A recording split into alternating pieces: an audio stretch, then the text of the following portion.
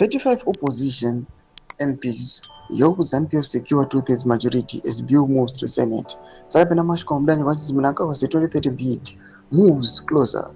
35 opposition MPs hope ZANU-PF pass Cap 3. Total subscribe or like on the bill. I got Tinda Pangwa in analysis now Yama votes which were casted Pama constitutional amendment.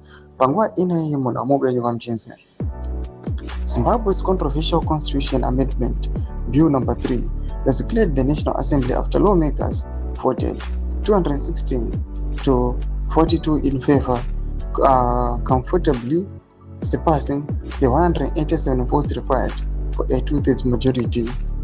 If eventually signed into law, the amendment would extend President Mnangagwa's current term from 2028 to 2030, making it one of the country's most hotly debated constitutional changes in recent years.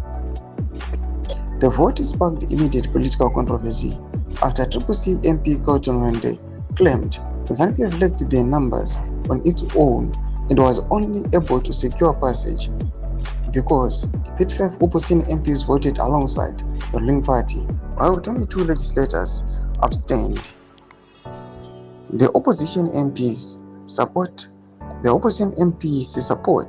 proved decisive, enabling the bill to pass the lower house despite fierce criticism from opponents who argue the proposed amendments weaken constitutional safeguards.